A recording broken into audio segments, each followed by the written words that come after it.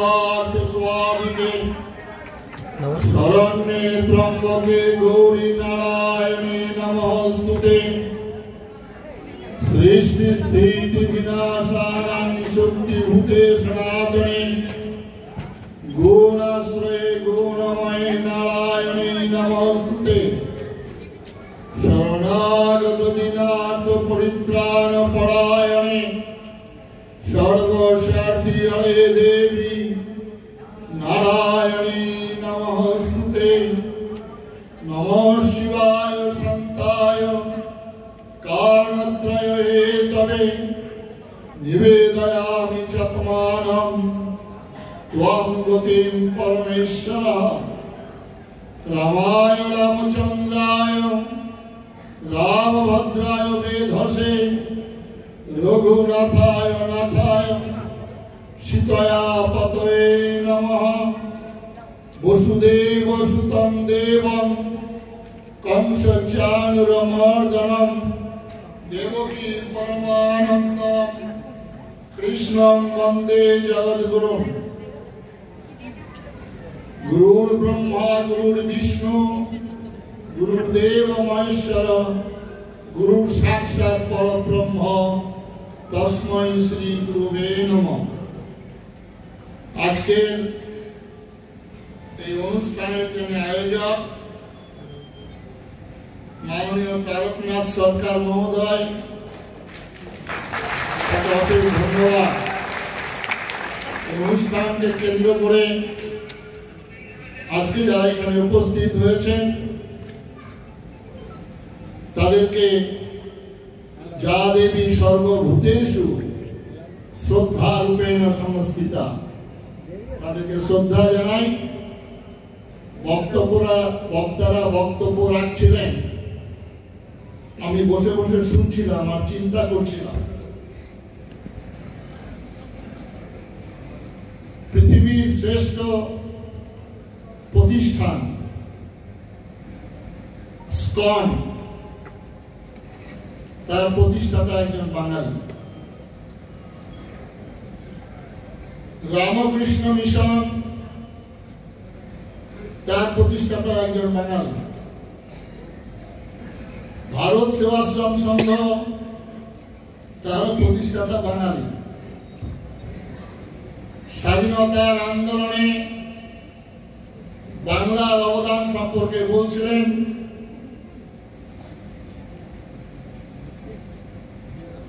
যে বাঙালি শিল্পে সাহিত্যে শিক্ষায় দীক্ষায় ধর্মে শ্রেষ্ঠ স্থান অধিকার করেছিল, যে বাঙালি কখনো মাথা নত করেনি, সেই বাংলার দুর্দশার কথা চিন্তা করছিলাম। বক্তাদের এক একজনের বক্তব্য যখন শুনছিলাম, আপনারা মাঝে মাঝে করতালির ধ্বনি দিয়ে তাদের উৎসাহিত করেছেন। আমি দুঃখ পাচ্ছিলাম,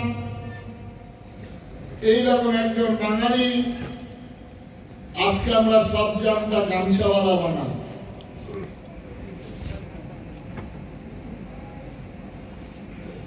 যে বাংলার বিভাজনের মূলে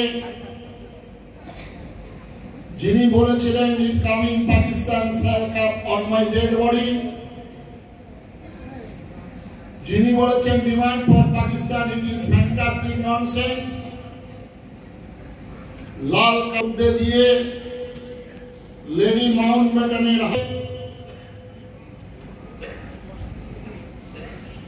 মোমবাতির আলো রোশনাই জ্বালিয়ে লাল কেল্লায় পতাকা উত্তোলন করেছিলেন। 1 ঘন্টা 45 মিনিট বক্তব্য রেখেছিলেন। একবারের জন্য হতভাগা পূর্ববঙ্গের হিন্দুদের নাম উচ্চারণ করেননি। যারা 14 পুরুষের ভিটা মাটি ছেড়ে শিয়াল কুকুরের মতো পালিয়ে এসেছিলেন তাদের নাম উচ্চারণ করেননি। যেসব বাংলার সন্তানরা, বাংলা মায়ের দামার সন্তানরা আস্তে আস্তে ফাঁসি কাষ্ঠ চুম্বন করেছিলেন, যারা বলেছেন ব্রিটিশ কি দেখাও ভয় ও ভয়ে কম্পিত নয় আমার হৃদয়, বাঙালির কথা একবার উচ্চারণ করেননি। সেই দলটাকে বাংলার মানুষ 2 দশক রেখে দিলেন আমরা বাঙালি। আরেকটা দল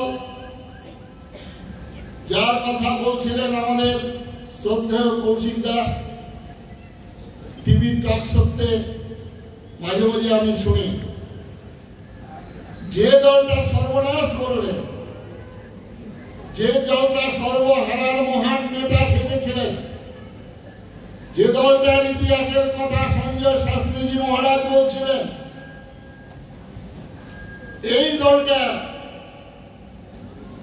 কত যে সর্বনাশ করেছে তার কল্পনা করার অতীত। তাকে আমরা বাঙালি কত বছর রাখলাম? কত বছর রেখেছিলাম? 34 বছর। বেশিরভাগই আমাদের পশ্চিমবঙ্গে যারা ক্ষমতায় ছিলেন, মুখ্যমন্ত্রী থেকে আরম্ভ করে সবাই কিন্তু পূর্ববঙ্গে বেশিরভাগ। এই দলটা একটু চিন্তা করতো তাহলে আন্দামান একটা বাঙালি স্টেট হতো। মানা ক্যাম্প আপনারা জানেন মধ্যপ্রদেশের, সেটা একটা বাঙালি জায়গা দাঁড়াতো। দণ্ডকারণ্য বাঙালি হতো। এরা কি সর্বনাশ করেছেন, আমাদের ধর্ম সংস্কৃতি থেকে একদম বিচ্যুত করেছেন। তার ফল আমাদের ভোগ করতে হবে, ভোগ করছেন। তারপরে দলটা 34 বছরের জগৎ দল পাথরকে নিয়ে সবাই, আপনারা এখানে যারা আছেন, আমি পর্যন্ত ভোট দিয়েছিলাম যাকে, যিনি 4 চাকা চলতে চলতে যাবে না, 2 চাকা ভ্যান, মোটর সাইকেল, সাইকেলে চেপেছেন।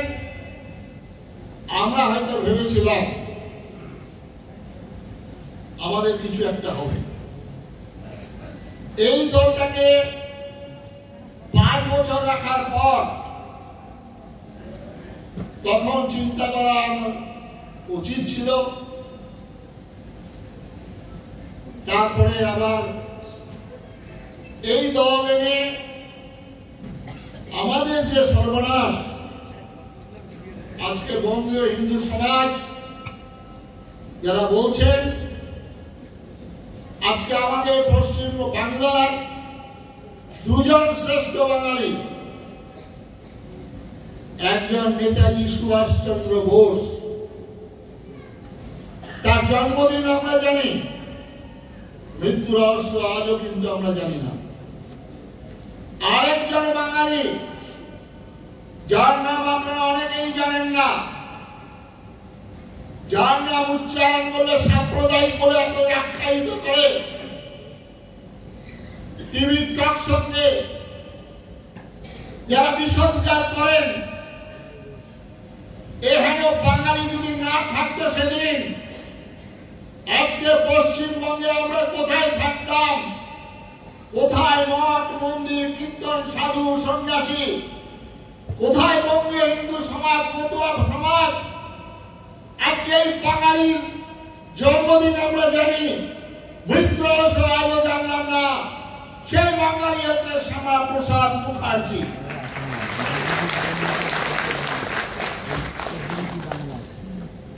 নেতাজি সুভাষ, তিনি এলিগিন রোড থেকে বেরিয়েছেন ছদ্মবেশে, নেমে গেলেন গাড়ি থেকে। দেহরক্ষী বললেন এরকম বিপদের সময়। নেতাজি ফিরে গেলেন তার কক্ষে গিয়ে তার সর্বক্ষণের জপের মালা, মা চন্ডিকার মূর্তি ছেড়ে এসেছিলেন। এখানে নেতাজিকে আমরা টাইগের কুত্তা, গাধার টুপি পরিয়ে রাস্তায় রাস্তায় মিছিল করেছিলাম, বাপ বাপকেও ছাড়বে না। তার ফল আজকে বাঙালি আমরা ভুগছি। সুতরাং অনেক তত্ত্বের কথা না গিয়ে আগুন ঝরা বক্তব্য হয়তো রাখতে পারতাম। আজকে আর সে সময় নেই, সে সময় নেই। বাঁচার পথ এক হাতে শাস্ত্র, এক হাতে অস্ত্র। যারা জয় শ্রীরাম উচ্চারণ করবেন, রামচন্দ্রের আদর্শটা একটু মাথায় রাখবেন। রামচন্দ্র বনবাসী রাজত্ব হারিয়েছেন, সৈন্য সামন্ত নেই, ত্রিতাপকম্প রাবণের বিরুদ্ধে লড়াই। রামচন্দ্র কি করেছিলেন? অগণিত বনবাসী গিরিবাসী ভাই বোনদের সঙ্গে তাদের এঁঠো খেয়ে বন্ধুত্ব করে রাবণের বিরুদ্ধে লড়াই। আর তার জন্য রামচন্দ্রের হাতে ছিল ধনুর্বাণ। সুতরাং আজকে যারা জয় শ্রীরাম বলবেন, প্রত্যেকের বাড়িতে ধনুর্বাণ রাখতে হবে। কি ধনুক? জয় শ্রীরাম বলার সার্থকতা তখনই হবে। আসছে বাঙালি পুজো, বাঙালি যেখানে সেখানেই বাঙালি, সে পৃথিবীর যেখানেই বাঙালিরা আছেন, আর সেখানেই হবে পাখা বলি, তারপরে হবে দলাদলি। মা কালীর হাতে খড়গ আছে খাড়া। তাই যারা মা জয় মা কালী, যারা কালীর উপাসনা করবেন, তাদেরকে খাড়া রাখতে হবে। যদি না রাখেন তাহলে জয় মা কালী, কালী পূজার কোনো মান্যতা হবে না। কারণ প্রত্যেকটা দেবদেবীর হাতে অস্ত্র রয়েছে। আচার্য স্বামী প্রণবানন্দজি মহারাজ বলছেন, এইসব মহাশক্তির উপাসনা করিয়া তুমি দুর্বল হইবে। যে ধর্ম নিজেকে রক্ষা করতে জানে না, যে ধর্ম দুর্বলতা কাপুরুষতাকে পরিহার করতে শেখায় না, সে ধর্ম হিন্দু ধর্ম নয়। তাই আমরা আত্মবিস্মৃত। সেদিন যখন মা সীতা উদ্ধার করবে বসে রয়েছেন সমস্ত বানরগণ, 7 যোজন সমুদ্র অতিক্রম করে কে যাবেন? সবাই মাথা নিচু করে বসেছিলেন। জাম্বুবান উঠে বলেন, আমাদের মধ্যে এমন একজন আছেন বীর হনুমান, তিনি একমাত্র পারবেন। জন্মগ্রহণের পরেই তিনি সূর্যকে পাকা ফল বলে খেতে গিয়েছিলেন। হনুমান, তোমার একবার স্মৃতিকে জাগরণ করো। আচার্য স্বামী প্রণবানন্দজি মহারাজ বলছেন, মহামৃত্যু এক স্মৃতি। আমরা ইতিহাস থেকে শিক্ষা গ্রহণ করিনি, ভগবান রামচন্দ্রের জীবন থেকে শিক্ষা গ্রহণ করিনি, ভগবান কৃষ্ণের জীবন থেকে শিক্ষা গ্রহণ করিনি। সঞ্জয় শাস্ত্রীজি মহারাজ বলছিলেন কৃষ্ণের কথা। এই কৃষ্ণ বৃন্দাবনে 11 বছর, তারপরে চলে গেলেন মথুরা, মথুরা থেকে চলে গেলেন কুরুক্ষেত্র, তারপরে দ্বারকা। এই বিরাট জীবন, জন্ম থেকেই তার যার লড়াই, যুদ্ধ চলছে। আমাদের হিন্দুদের মধ্যে সব থেকে সর্বনাশ করেছেন আরেকটি শিক্ষিত মানুষরা আছেন। আপনারা একটু চিন্তা করবেন,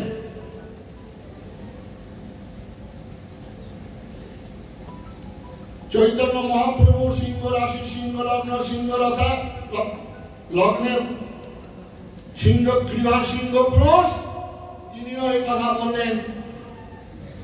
আয় আয় কার বলছিলেন। তারপরে রবীন্দ্রনাথ কবিগুরু, দিবে আর নিবে, মিলাবে আর মিলিবে, যাবে না ফিরে এই ভারতের মহামানবের সাগর তীরে। হেথায় দাঁড়ায় দুর্বাহু বাড়ায় নবীন দেবতার কথা বলেছেন। এই রবীন্দ্রনাথ 13 খণ্ডখানা পড়ে দেখবেন কিভাবে তিনি কবিতা রচনা করলেন। এই রবীন্দ্রনাথও বলতে বাধ্য হলেন, বাংলার জল, বাংলার ফল, বাংলার আকাশ, বাংলার বাতাস পূর্ণ হোক, ধন্য হোক হে ভগবান বলে তিনি গান গিয়েছিলেন। 1905 সালে বঙ্গভঙ্গ আন্দোলন রোধ হয়েছিল।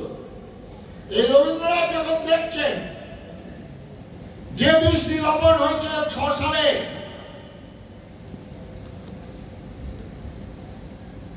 16 সাল ময়ূর রূপে ধারণ করছে, এই কবিগুরু রবীন্দ্রনাথ তখন লিখতে বাধ্য হলেন। নাগিনীরা চারিদিকে ফেলেছে বিষাক্ত বিশ্বাস, শান্তি ললিত বাণী শুনাইবে ব্যর্থ পরিহাস, দানবের সাথে সংগ্রামের তরে প্রস্তুত হতে হবে ঘরে ঘরে, প্রস্তুত হতে হবে ঘরে ঘরে, প্রস্তুত হতে হবে ঘরে ঘরে, রবীন্দ্রনাথের কথা। সুতরাং বল থেকে জানোয়ার তুলে আনা যায়, জানোয়ারের মন থেকে বল তুলে ফেলা যায় না। আজকে যারা ক্রিকেট খেলা থেকে আরম্ভ করে, আজকে যারা দুটি নয়নের কথা বলছেন, আর কৌশিক বাবু স্মরণ করে দিয়েছেন ধুলিয়ানের কথা,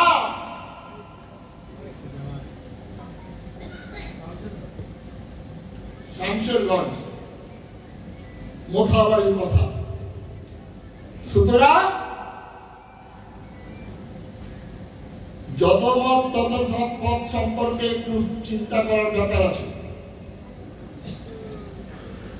কারণ আমাদের গীতাতে বহু আগেই বলা হয়েছে যে যথা মাং প্রপদ্যন্তে তাং তথৈব ভজাম্যহম। তখন কিন্তু ছিল আমাদের মধ্যে শাক্ত, গাণপত্য, বিশিষ্টাদ্বৈত, অদ্বৈত, অচিন্ত ভেদাভেদের কথা। তার জন্যই গীতাতে ভগবান শ্রীকৃষ্ণ বলছেন ক্লেশ অধিকতর তেষাং অব্যক্ত শব্দ চেতসাং অব্যক্তাই গতুর্যুকাম দেহবদ্বিরবাপ্যতে। সুতরাং ঠাকুর রামকৃষ্ণ ব্যক্তিগত সাধনায় কোন স্তরে পৌঁছেছিলেন সেটা সর্বত্র বলা যা নিষেধ। সর্বত্র বললে আপনার ভুল হবে। কারণ তিনি যখন সাধনা করেছিলেন সেটা একটু চিন্তা করবেন। যিনি মায়ের সঙ্গে কথা বলছেন, সত্যি বলছি মাইরি বলছি, তোকে যেমন দেখছি, নরেনকে বলে উদাহরণ দিচ্ছেন, সেই ঠাকুর 3 দিন রাত্রে উপাসনা করেছিলেন। 3 দিন উপাসনা করে ফিরে এসে বললেন এই মায়ের মূর্তিগুলোকে সরিয়ে দাও, সরিয়ে দাও। পুঁথি রামকৃষ্ণদেবের পুঁথি আছে, অক্ষয় পুরাণ লেখা। সেই পুঁথিতে এমনই আমার প্রভু নারায়ণ গঙ্গাবক্ষে ভেসে যাচ্ছে, গৌভোগ করিতে ইচ্ছা হয় গৌভক্ষণ। আজকে এমন জায়গায় নামিয়ে দিয়েছেন তারা, যেখানে ঠাকুর রামকৃষ্ণ তিনি বললেন যে এই সনাতন ধর্ম দ্বিতীয় কথামৃত 2য় খণ্ডে 183 পৃষ্ঠায় আপনারা স্মরণ করবেন। এই সনাতন ধর্ম যে ধর্মগুলো সৃষ্টি হইয়াছে উহা বিনাশ হইয়া যাইবে, সনাতন ধর্মই ধর্ম। যদি সব ধর্মই ঠিক হয়, যদি সেই কথাই সত্য হয়, তাহলে কেন মূর্তিগুলোকে সরিয়ে দেওয়ার কথা বলবে? তাহলে এটা সত্য নয়। তাহলে আজকে আপনারা চিন্তা করবেন, তারই শিষ্য স্বামী বিবেকানন্দ জাহাজে চেপে যাচ্ছেন, পাদ্রী সাহেব হিন্দু ধর্ম সম্পর্কে নিন্দা করছেন। বিবেকানন্দ করজোড়ে গিয়ে বলছেন, সাহেব তুমি আমার ধর্মের উদারতা, আমার ধর্মের মহানতা, আমার ধর্মের বিশ্বজনীন আদর্শ তুমি কিছুই জানো না। কেন শুধু শুধু আমার ধর্মের নিন্দা করছো? ওই যে বলছিলেন যে আমার ধর্মের কথা সর্বেশাং মঙ্গলাং ভূয়াৎ বলেন, আমার ধর্মে বলেন অতীত কুলকোটি নাম শব্দ দিব্য বাসনাম, আমার ধর্মে বলেন মদ গুরু সিদ্ধ করো, আমার ধর্মে বলেন সর্বমঙ্গল মঙ্গলে, আমার ধর্মে বলেন কৃষ্ণকে বলেন জগদ্ধিতায় কৃষ্ণায় গোবিন্দায় নমো নমো, আমার ধর্মে গুরুকে বলে অখণ্ড মণ্ডল কারণ। আর সেই ধর্মের মানুষ সংকীর্ণ সাম্প্রদায়িক ব্যাখ্যা করছিলেন বিবেকানন্দ। সাহেব ক্ষান্ত হননি, সাহেব আরো বেশি করে নিন্দা করছিলেন। তখন তো বিবেকানন্দ বলতেই পারতেন পাগলের কিনা বলে ছাগলে কিনা খায়। বিবেকানন্দ বলতেই পারতেন হাতি চলে বাজাবে কুত্তা মুখে রাখবে না। না, বিবেকানন্দ তার গুরুকেও স্মরণ করেননি। যত মত তত মত বিবেকানন্দ জামার আস্তিনটা কুটালেন, কুটিয়ে if you want God more you have the সেই আরেকটি বার নিন্দা করে এক খুঁটিতে তোমাকে সমুদ্রে যাত্রা করবো। এই বিবেকানন্দকে ঘরে ঘরে পূজা করুন। টলারেশন অনেক হয়ে গেছে। Hindus must be aggressive but be fanatic. Swami Vivekananda বলছেন is what we want, strength, strength, strength. None of this Swami Vivekananda. বক্তব্য দীর্ঘায়িত করব না, অনেক পরীক্ষা নিরীক্ষা দিয়ে আজকে এই বঙ্গ হিন্দু সমাজে এসছেন। পরীক্ষা হবে 26 সালে। আর কোনো কথা নয়, কোনো গুরগুর ঢুকঢুক ঢুকঢুক নয়, কোনো রকমের কথা নয়। বলছিলেন ফিয়াজ হাকিমের কথা, বলছিলেন হুমায়ুন কবিরের কথা, বলছিলেন সিদ্দিকুল্লাহর কথা। সব অনেক শাস্ত্র, অনেক মঠ মিশন, অনেক কীর্তন হবে বাবা, সব বৃথা হয়ে যাবে। ওই 1947 সালের মতো দিব্যজ্ঞানের কথা অনেক হবে, কাণ্ডজ্ঞান না থাকার জন্য আজকে আমাদের এই দুর্দশা। তাই ভগবান রামচন্দ্র 14 বছর বনবাসে ছিলেন। 14 বছর বনবাসে কঠোর লড়াই, কঠোর সংগ্রাম, লক্ষণ শক্তি সে, মা সীতা চুরি। এই অবস্থায় ভগবান রামচন্দ্রের 14 বছরের সংগ্রাম আজকে বঙ্গীয় হিন্দু সমাজের এই যারা আছেন, 14 বছরের সংগ্রাম সমাপ্ত হবে। 26 সালের পরীক্ষায় যদি ফেল করেন, তাহলে আবার পাস যদি না করতে পারেন, তাহলে আর কোথায় যাবেন। তার জন্যই ব্রিগেড প্যারেড গ্রাউন্ডে 5 লক্ষ লোকের সমাবেশের সংকল্প। সেখানে গীতা পাঠের মধ্যে 5 ডিসেম্বর, সেখান থেকে 14 বছরের অবসানের ঘোষণা আর রাম যাত্রা শুরু হবে। তাই নানারা বলছিলেন, হিন্দু তুমি কখন করো হিন্দু, যখন ওই নামটি উচ্চারণে তোমার মধ্যে বিদ্যুৎ সঞ্চারিত হবে, যখন নিজের পুত্র নিজ আত্মীয়ের আঘাত তোমার তুমি অনুভব করতে পারবে, তখনই তুমি হিন্দু। তোমার পায়ের নখে আঘাত লাগলে মাথার চুল যেমন তেমনি তুমি হিন্দু। বলছেন গুরু গোবিন্দ সিংহের মতো ওই ঘাসের রুটি খেয়ে নদীর ওপারে কাল কাটাচ্ছেন, নিকট আত্মীয়তার সমালোচনা করছেন। একবারও তিনি তাদের বিরোধিতা করেননি, কারণ তার মধ্যে ছিল রক্ত হিন্দু।